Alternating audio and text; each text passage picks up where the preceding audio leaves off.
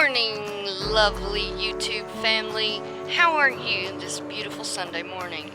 Thought I'd give you a shot of the flower garden as it dies back. I've got to cut it all down, dig up some echinacea root in here, and then put down some leaf mulch. Welcome to Blackpackhomestead, by the way. I hope that this video finds you well. I need to show you a gift that we received from Avery. He is my next door neighbor. He and his mom, Mel, came over the other day and brought me a gift. They are the free-range freeloaders, mama and, you know, what am I trying to say? Chicken mama.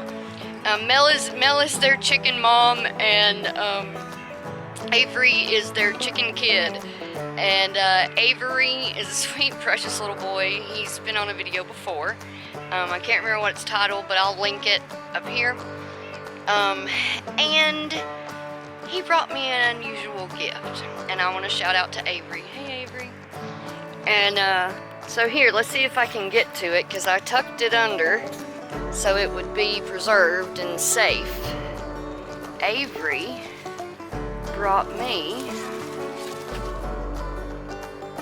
another orb weaver egg sac.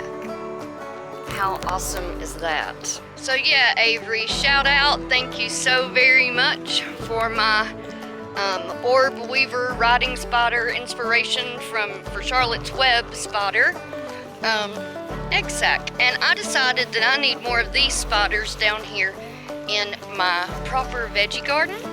So which we don't ever see a lot of these guys down here. They tend to hang out up in the flower bed in the front yard. So I'm gonna find a little happy place to stick him. Probably, I don't know. Let's put it in the yarrow and see what happens. So I just want to sit him in here on his little branch, and I'd like some of this yarrow to shelter him a little bit, so I'm just gonna throw a couple of pieces of yarrow over him. I just wanted to thank Avery and shout out to Avery and Mel, my next door neighbors, the owners of the free range freeloaders, and all that good stuff. But this morning I'm walking down here to the rabbitat, and yeah, we're gonna work on the rabbitat today. We've got a couple of places where the welds are broke in the bottom of the cage, and we're gonna work on that today, hopefully. I'm sorry no video yesterday. I know I said we would have one, but I needed a rest day to sleep, and Chris needed a rest day to sleep, so that's what we did. We took naps yesterday, watched a couple of you know, scary movies, you know, in the spirit of the season. We watched some of the movies based on the, what are those folks' names? The Warrens, you know, that investigated Amityville and, you know, so on and so forth. And so we've been watching a few of those movies, and yeah, we just took a relaxing day yesterday. Nothing but what we normally do for the animals, and then we rested. So right now, I'm going to do one of the things we do now that it's cold at night. Yes, it did get down to, I think, 33. On Thursday night, and last night, I believe it was, or no, Friday was 34, but here it got down to 33, and then last night it's supposed to get down to 37, and I didn't look at my phone to see what the temperature was this morning, so I have no idea how cold it actually got. But we are using the blankets on the inside of the rabbitat hallway, like we do every year, to help them hold their heat in. It's really dark, but you can see how the blankets hang, and that helps hold the heat in, because it is cold. And we do that every fall, winter, whenever it starts getting in the 30s, to make sure that they're fully protected. I mean, they're wearing a fur coat, but if a rabbit gets a chill, it's usually not a good thing. So let's open these guys up so they can see the world this morning. Fix my necklace and get this hair out of my face. We grow a lot of things in our garden. We have perennials that are here all year. We grow annuals every year. We really like our volunteers that we get, and we try our best to keep them. And we do our very best to grow as much of our own food as we can, and we preserve that food by dehydrating, canning, and freezing. This was our first year to harvest a chicken. We had 2 Rhode Island red roosters, and we harvested them up, and they're in our freezer now. So if you'd like to join us here at Blackpack Homestead, where we also raise 4 Pomeranian dogs, which are like my children.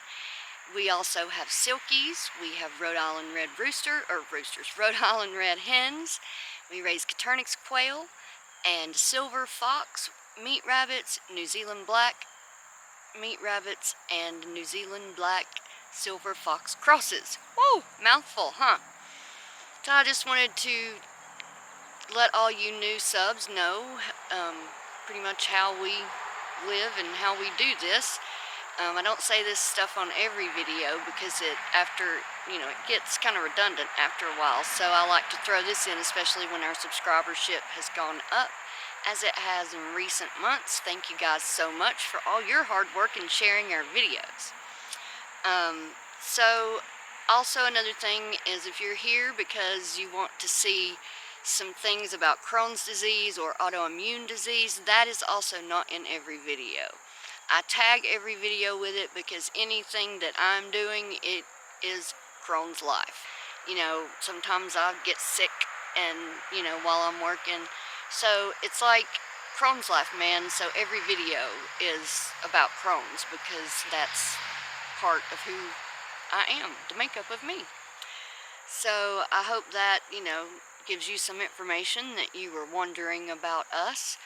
And,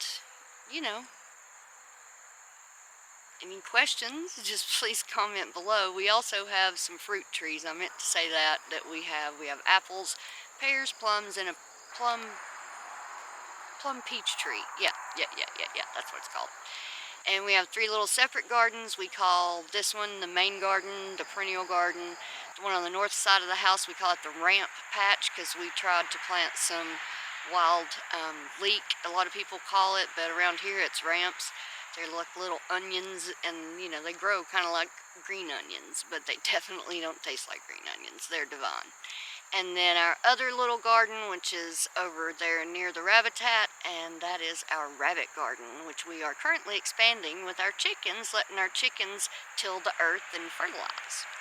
And we do practice permaculture principles and organic gardening, as close to natural as it can possibly be. And we do the same with our animals. So that's a little bit about us and our homesteading lifestyle, trying to feed ourselves whole food with no antibiotics, no GMO, no any preservatives or any of that stuff. Because I firmly believe, I firmly believe that one of the reasons that we have such a rise in incidence of autoimmune system diseases today is because we've sprayed chemicals on every food we eat. We've modified plants to be more drought tolerant, more tolerant to certain funguses, diseases, viruses that plants get, and then that changes the nutrient content of the plant. And so I try to use heirlooms as much as possible. A stabilized hybrid, we use those as well. And yeah, that's about it. And I'll see you when we start working on the rabbit-tat.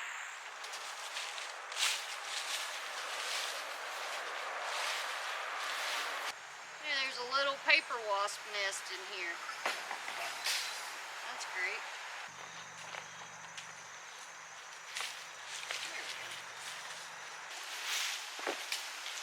My aching head. Enoch! Oh, for the crying out loud, you ding-dang dog. Ding-dang, walla walla ding-dang. Yeah, our battery's basically dead. Yeah. Yep, there it goes. Battery exhausted. Food, because they hadn't had food all day. I gotta cut it and put it in. Alright. Well, let's go out. That's how I'm gonna spend my evening.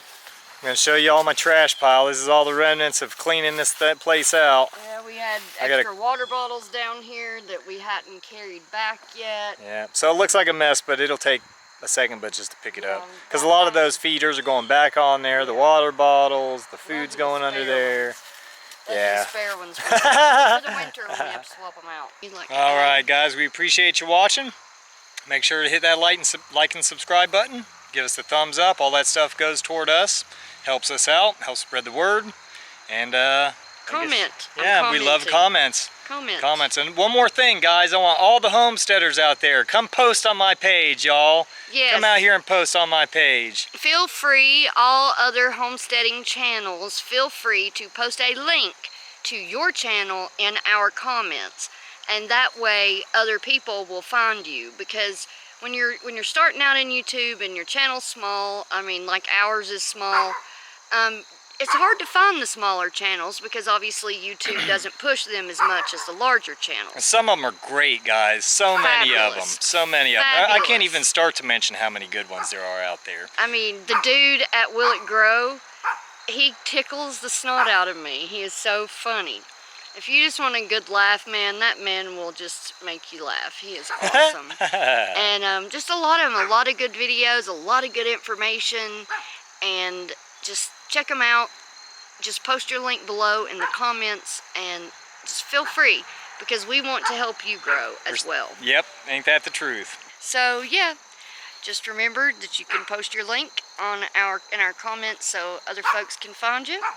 And I hope you enjoyed this video of a habitat repair. Oh, one more thing, dude.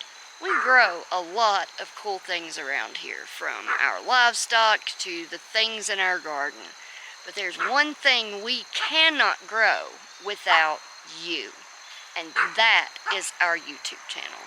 So would you please remember to click that subscribe button and share our videos and binge watch us for a while. We need to build up some watch time, because he's never going to be able to stay home and take care of me if you guys don't click those buttons and likes and comments and subscriptions and the share button. It's never going to happen for us, because if you don't help us. And I truly believe all you guys are on our side. We have some of the best viewers on YouTube. Y'all always have a kind thing to say. Just y'all rock. That's just all I'm saying. So end of, there you go. So we'll see you here next time at the Blackpack Homestead. Take care, God bless, and bye-bye.